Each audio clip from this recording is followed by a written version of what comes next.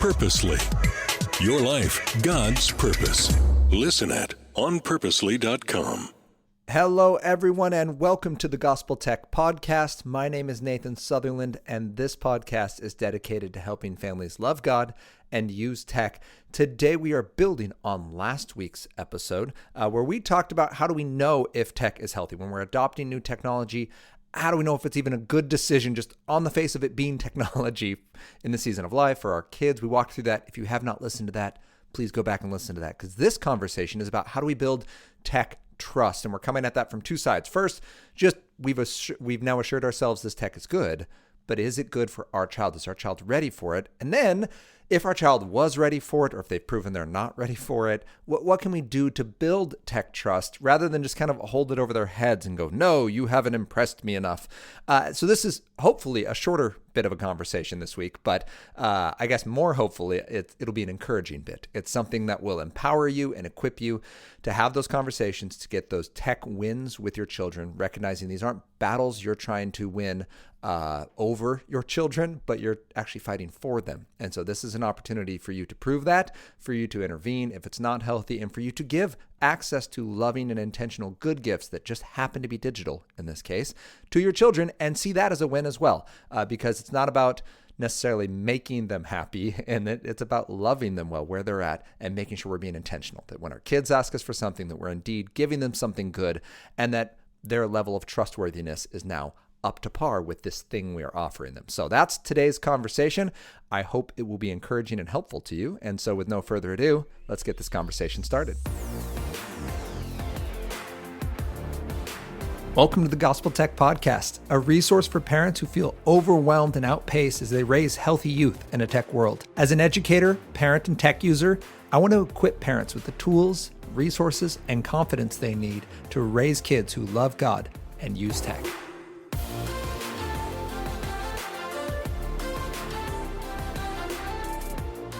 Thank you to everyone who has helped make this podcast possible. Thank you to everyone who listens, who likes, who shares. Thank you for leaving a rating and a review. That is amazing, and that helps people find us. We are a nonprofit, a 501c3 here in the United States, and so we are both donor supported. That's how this job works. It's how I get to go and do many of these talks. Is I get to tell them, hey, like, here's our cost for doing a workshop, but we are supported by amazing people, and we want to make sure that we can do this. Like, that's the main thing, is reaching families. That's because you guys let Anna and I do that. So thank you. And listening and sharing this podcast gets this content out to more people, so that when I can't travel to where someone lives, sometimes because some of you are listening from other continents, that's awesome. And that's because other people listened, they shared, they liked, they rated, they reviewed. That meant that then when people went and looked for gospel-focused tech content, our resource popped up. So thanks for that. Today we are talking about how can we build tech trust. Again, we last week talked about how do we even assess tech, whether it's worth, there's some tech that's not even worth trusting to anybody. We want to know, is it safe? Is it a good fit for our family guidelines and expectations? And does it line up with our child's purpose and goals? That was last week's podcast. Please go check that one out. If you have not yet, that's episode 156. But today we're talking about, all right, I am aware the tech itself is fine. Is my kid ready for it? The verse for this conversation comes out of Luke 16:10. One who is faithful in very little is faithful in much, and one who is dishonest in very little is also dishonest in much. Just a little bit greater context on this one, because I get nervous when I just use a single verse that sometimes people will take it the wrong way. So to be very clear, Jesus is talking about the kingdom of heaven. This is actually the parable of the dishonest manager. And it's a little convoluted, but basically there's a man who's rich. He's going to fire his manager. The manager goes, man, I'm going to be out on the street. He pulls a bunch of people in, and he cuts all their debts by half and forgives these people a lot of money. And at the end, it's the master doesn't commend his dishonesty, but commends his shrewdness and going, oh, you knew you were going to be out on the streets and you just made a bunch of friends, right? Like, I appreciate your shrewdness in making allies since I'm not one of them. And then Jesus goes on to say this faithfulness thing matters, right? Let's use the line before us, so that when all else fails, they may receive you into eternal dwellings. He's talking about using your unrighteous wealth for righteous gain. Then says, if you're faithful with little, you'll be faithful with much. If you haven't been faithful with unrighteous wealth, who can trust you with true wealth?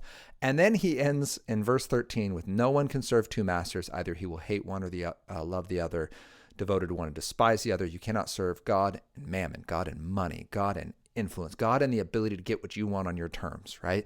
That is the crux of this. So I say that to you because what we are not talking about today is how to win a tech fight or how to fix our kids. What we are talking about is how do we assess trustworthiness and build trustworthiness. So first, assess trustworthiness. What I'm trying to say is that there's technology that might be safe, but it might be too heavy for this time.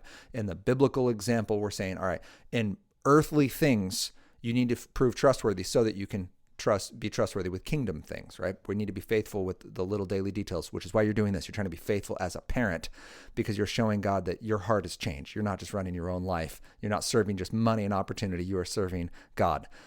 And the same thing then needs to go for our children. There are some things for children that are of greater weight. So I would say a smartphone is going to be different than a dumb phone. In fact, I'd say a smartphone is going to be different from almost every other piece of technology because of the way it's designed. It is an app delivery system, and most of those apps are drool tech, and most of that drool tech is meant for distraction and consumption. It has goals beyond tool tech. So a smartphone has a lot more weight in trustworthiness than something maybe more innocuous, like a console game that doesn't connect to the internet, or a dumb phone, or a show that's designed specifically for kids, and you just have to figure out like how much and how often is our child able to do it. So there is a weight to trust. In the same way, there's a different amount of trust to let your child, go take out the garbage versus drive the family car. Like there's a weight. Basically, the weight comes with how much damage can be done, how quickly. With a car, a lot. With a garbage bag, not a ton. Right? With a children's television show, not a ton. With a smartphone, lots, very quickly. Right? So we want to weigh that appropriately. First question then is, how do we know if our child's faithful? We take it straight from Luke 16:10 and we look at the little things. These are just things of the world, things that we are given as common grace. How does your child do? I'm just going to list a few. With family time. How do they do with relationships? How do they do with their pursuit of their faith? With the content they enjoy and celebrate and laugh at and want to watch, with their schoolwork and their academics, their study and their opportunities to do so, their friendships, the people that they engage, their peers, their classmates, their personal growth. This can be physical growth. This could be emotional, intelligent growth. This could be their passion in like hobbies and interests. How do they handle their money, which is the specific example given from Jesus? Are they tithing off off their allowance, off whatever they have? Like, are they used to giving the Lord their first fruits? How about their time? Do they understand the concept that there is no free time as a Christian? There's simply discretionary time. It's all cost the Lord the same amount, and we don't get to control how much of it we get. And finally, their focus. Are they able to give something their intent and their focus, give it their heart, and transition that heart when it's important, when priorities shift, when someone walks in the room, can they turn away from the screen, basically? Right? When a need pops up, can they set down their interest for the interest of others? This is what Jesus tells us to do, to love the Lord our God with all of our heart, soul, mind, and strength, and to love our neighbor as ourselves, and that is boiled down basically all the law and the prophets. That's what it all comes down to, is these two commandments. And then the third he adds later is to make disciples, which is to help other people trust and follow Jesus, which is to do those two things. So those are kind of the 10 that I put together. I don't want you to run through like a giant sheet of those 10 with like check marks on a gradient scale. I'm simply saying pick 3.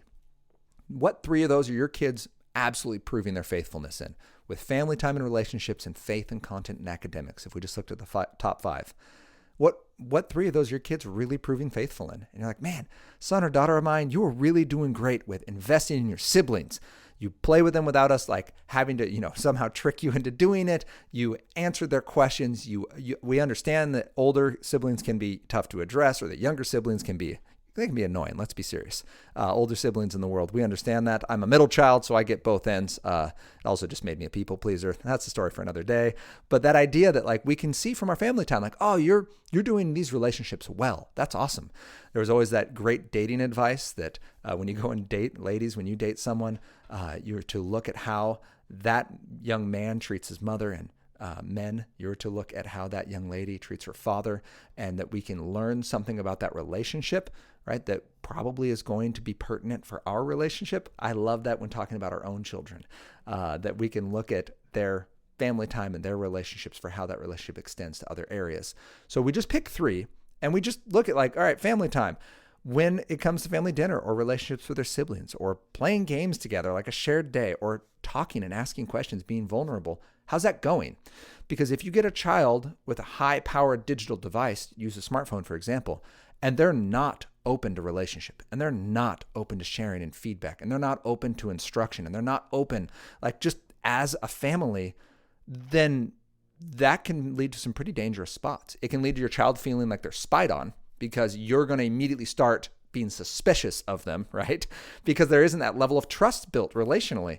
So that's one that I put an emphasis next to, and I would encourage you to look at and say, all right, if family time, if family relationships aren't solid, is a smartphone going to benefit that? Or is a smartphone us capitulating in some way to try to make them happy? And now we've just thrown off this power dynamic where now the kid is running the show because we're worried they're going to get mad at us. And if they get mad at us, we're concerned about driving them away. So we have to give them this thing. And that just officially became a hostage situation, right? You are now dealing with a terrorist who's said they're going to blow up your family and they like make everything just an absolute living nightmare unless you give them this thing they demand.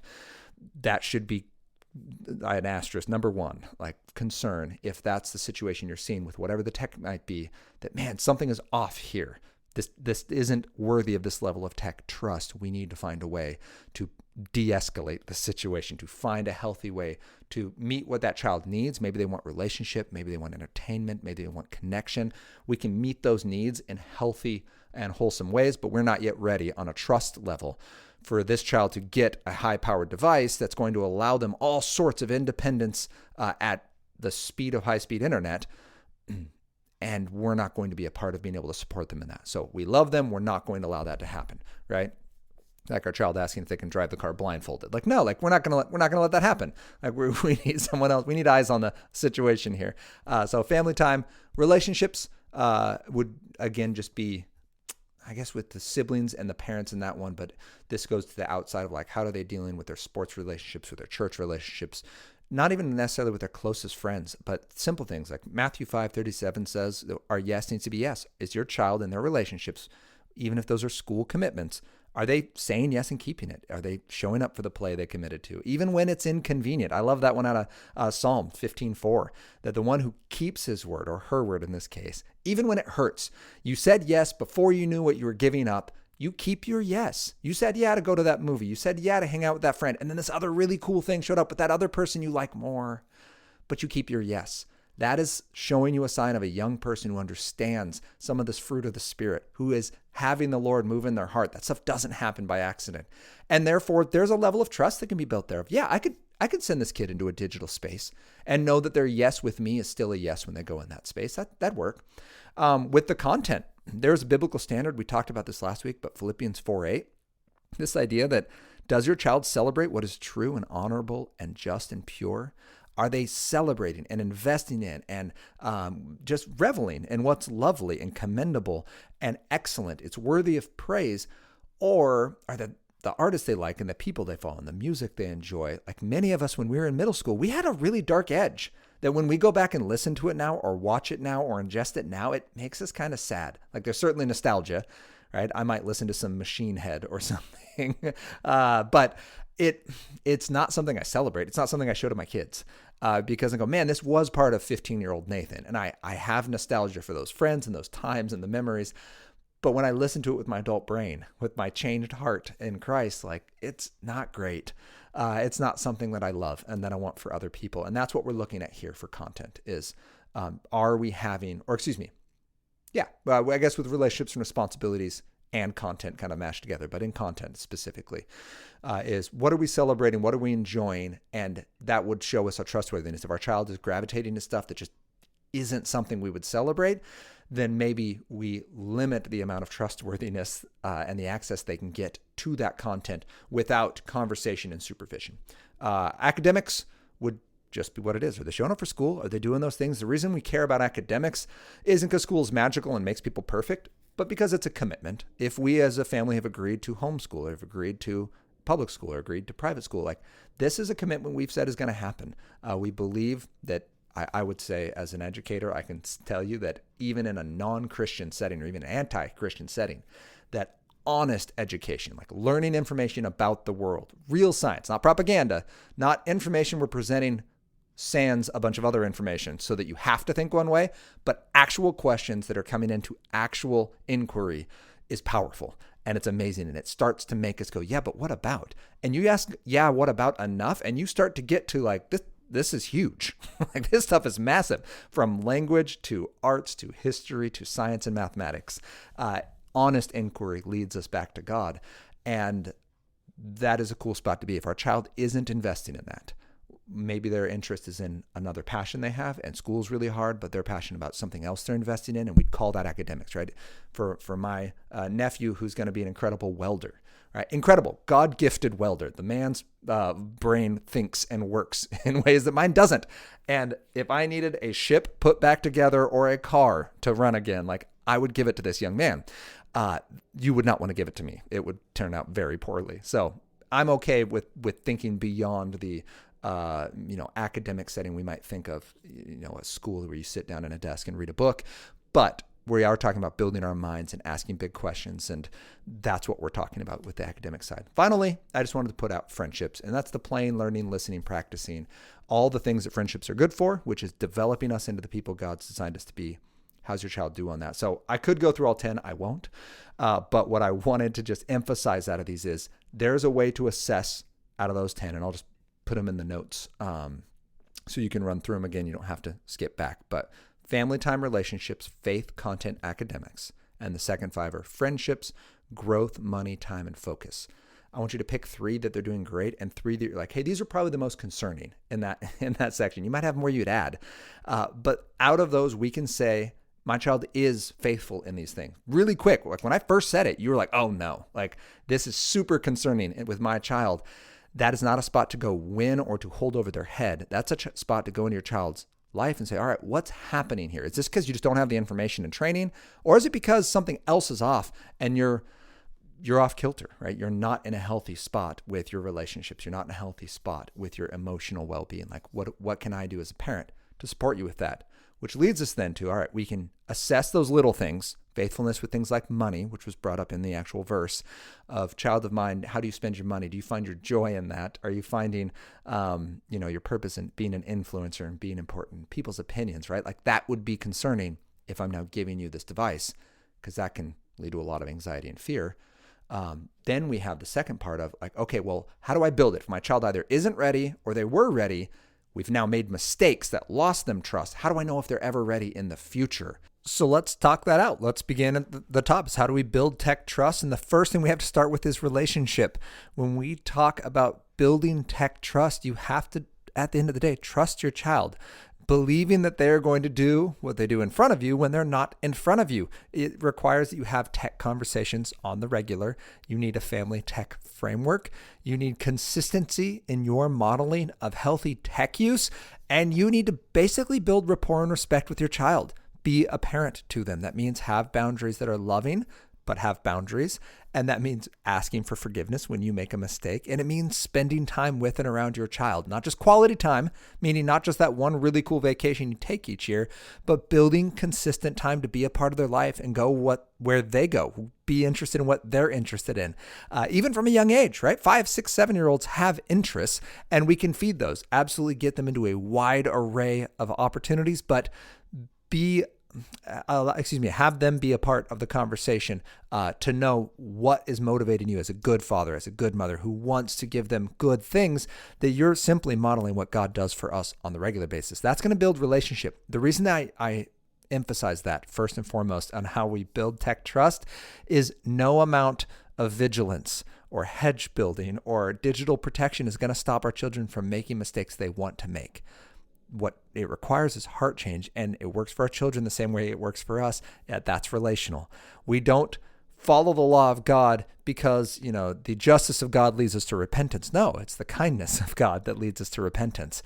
Yes, there is justice. Yes, there is judgment. Yes, there is right and wrong. And while we were yet sinners, Christ died for us. And God so loved the world that he gave his only son, that whoever believes in him will have eternal life, right? All of these pieces reminding us that it's not because we've earned God's love. Our children don't earn ours. It's a relationship. We pursue our children despite who they are as humans, not because we're overly impressed. So a wonderful way to do that, Family Tech Framework. If you go episode 149 out of this podcast, we talk about that. If you go gospeltechworkshop.com, you can check that out. It's relational, it's intentional. It's not about you winning or making a contract. There's some conversation involved that's contractual-ish, but that's not the point. The point is, I love you, child. We need to talk about this. I need to work on this as a parent. Very few of us have this down pat. And if you do, there's a lot of opportunity out there to go help people. So please take that in humility, not in self-righteousness, because that's great. I'm glad you're healthy. That's amazing. The second thing we do then is we're going to build that hedge, which is about putting a layer of protection between our devices and our personal devices like smartphones and our home network. Again, episode 149 covers that. But the idea that I want to emphasize here when we're talking about building tech trust is to recognize that when our child makes a mistake, even on purpose, that's not a reflection of you as a parent or as them as a person, because making a mistake does not make us a mistake. So absolutely we intervene and we do that. Yes, we lovingly remove stuff that causes sin, as Matthew 5:28-30 tells us. So if our late night internet use is causing problems, it goes away and it's replaced by a different habit, different boundaries, different loving safeguards, maybe going to bed early and waking up earlier and using internet only at a certain time in the middle of the day, like whatever that looks like. Yes, we replace bad stuff with stuff that points us back towards God. In my life, as I've shared multiple times, that was video games. It's not that the games were bad, it's that my heart was bad, and video games were one of the things distracting me. They were not feeding the fire in the right way. Instead, I was watching this get more and more out of control. It went away. What did I get instead? Well, I started serving in Young Life, which is the reason I do this job at all now. And then I got board games and I got into cycling, and I have more now than when I gamed 11 years ago. I have way more. My life is more full. That's not because I'm doing awesome. It's because God is really, really good and he's faithful. So we need to remember that as we talk about trust, it's not my kid broke their promise or my kid looked at the stuff on purpose. Therefore, I'm going to teach them a lesson by removing things they care about, because once they've suffered enough, then they'll know that was a bad choice. Instead, we are going to say, no, like what you did in that action was show me you're not ready for this. So I'm not holding this back because I'm mad at you. I'm holding this back because I love you. And this would be really bad for you right now. You don't have the emotional maturity, the ability to say no, the heart that thrives and revels in good things. Like you're just in a spot where you need a longer, wider, taller hedge. It's easier to make good decisions in this situation. Without a smartphone, it's a lot easier to make good life choices. With a dumb phone, it's a lot easier to make good life choices, right? So trust is coming off a relationship and it's coming off a hedge. This idea that I know the amount of freedom I've given you is worth trusting you with. And when it's not, then I extend that hedge a little bit in love, not because you are a mistake, not to be mean and quote unquote teach you a lesson, but to faithfully show my child, your child, what it looks like to love you, choosing the highest good for you, even when it isn't fun. So when we've done that, how does it look to actually build up trust then? In this way, we have our relationship, which means a framework. We have our hedge, which is episode 149. I would give an example here of put my thoughts in. After the relationship and the hedge, it comes with small steps. I love this from Chris McKenna at Protect Young Eyes. I'm going to use his specific example for smartphones, because I think it is poignant, and I think that's where most parents reach a pinch point for trying to scale up. And the idea would be, so my child has shown they're not faithful in those little things yet. How do we get them there? We don't just throw them in hot, knowing they can't handle this level of trust. So we give them the steps they can handle. We let them use a public device first. This would be something like a shared tablet or a shared public computer in a public space. And it has the accountability software on there, something like Covenant Eyes or Bark, and they're using it well, and they're proving that that's going well. And they go, Mom and Dad, I want to be on this social media app, which is what most kids mean when they say they want a smartphone. So now they are using Mom or Dad's social media app. They're great. You can use my Instagram. You can use my Facebook account. You can communicate with your friends. You can message them. You can set up your Hangouts. You can laugh at memes, but it's coming onto my device. You get to use my device. You get it from me. You walk away, right? Like that's a level of trust, and you're giving them your device. There is trust involved there. They're going to have the login probably to that device. There's trust involved there. Again, your device should also have all the accountability on it, because we're not above accountability just because we're old. So accountability just means that there's always a second set of eyes seeing what we see, which is great. That's both true and productive. Then the next step would be something like get a dumb phone. Great, you get some independence. You get to see what this is like. This thing isn't magical. It can't make you happy. Let's watch your friends as they use these devices. How are they doing it? I love talking to middle school kids about this because they can spot when their friends are healthy and unhealthy. And some of these kids are like, yeah, well, I want to be connected, but I don't want that. Awesome. Because it's that very realization that child had that's going to drive the next part of this market. We don't all need smartphones. In fact, very few of us need these things. But we are getting a lot of value out of them in certain ways, and that's what we want to maximize, and our kids see it. The final piece would be, all right, you are faithful in this list that we've got. These 3 things you're doing really well. You're showing us that you can handle this, son or daughter. Now you've shown that you can handle the public device and mom and dad's phone, right? You have the humility, the kindness, the trustworthiness, the relationships. You've got these things down. You've got the dumb phone. You can handle that, and you still have the desire for a smartphone. Great. We're going to have accountability on that device because we love you and because anonymity online is one of the great lies that you can just do what you want and it has no impact. It's not true. On a very real spiritual level, it's not true. So why should we allow the physical reality to somehow mask that somehow we can just get off scot-free making mistakes that hurt and damage our hearts and the hearts of others. So smartphone, it's going to have accountability on it. And now you have this trust. And when that trust hypothetically would be breached, we re-extend that hedge and go, great, smartphones aren't a good choice for us right now. Let's go back to a dumb phone. Let's go to mom and dad's phone. Let's go to the last thing that worked and was safe and healthy, and let's figure out where these problems are coming from, right? Because we're not saying, child, you've made a mistake, now you are a mistake. We're saying, child, my job is to raise you up in the way you should go, and that's going to look like getting some reps at this, and that's going to look like us being intentional, but we're not going to give you more opportunity for rapid mistakes. Let's conclude with that idea. So building tech trust. First, we remember that being faithful in the little things shows that we can be faithful with much, right? We come out of Luke 16:10 for that. So we have that list of 10 in the show notes you can run through. But this is coming from relationship. This isn't just a math problem to figure out if our child is or isn't in a spot. This is a conversation. Conversation between parents or conversation between grandparents. It's a conversation between the adults and the young person involved here, talking about here's our expectations and how we walk through what healthy tech is going to look like for you, because we love you and care about you, not because we're trying to control your fun and your life. We want to give you good things. We want to make sure this is good. We're assessing the tech and the child. We're going to build that hedge, making good decisions easy to make, bad decisions hard to make. And finally, we're going to practice using tech well. We're going to have it be public, and then mom and dad's phone, then a dumb phone and a smartphone, for example. Or with video games, maybe we're going to start with really old devices and simple devices, right? Original Nintendo and Super Nintendo, or really, arcade games where you can't keep playing them forever. We have to leave that space. And then eventually maybe introducing games into our lives, social media, again, a public format, a shared format, and then an independent format, but all of this with accountability involved. Because at the end of the day, we are building tech trust. And when we give that device to our child, we have given it to them, which means we trust them, which mom and dad, grandma and papa, means that we don't go reading through their diary. We don't go flipping through everything like they've done something wrong. We're just assuming they're making mistakes because we've built that trust up. Yes, there's accountability. Covenant Eyes and Bark are the 2 I suggest. Covenant Eyes is image-based.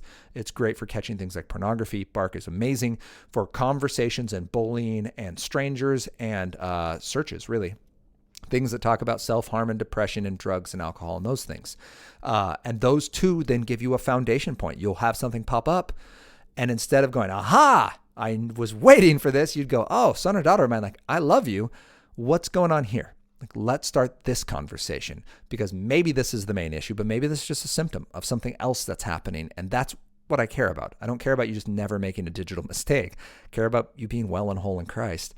Let's have this conversation. So I hope that this conversation has helped you. I thought it was going to be shorter. Sorry, everyone. Got excited. But I hope this was encouraging for how we can build tech trust and go about it once it's been breached.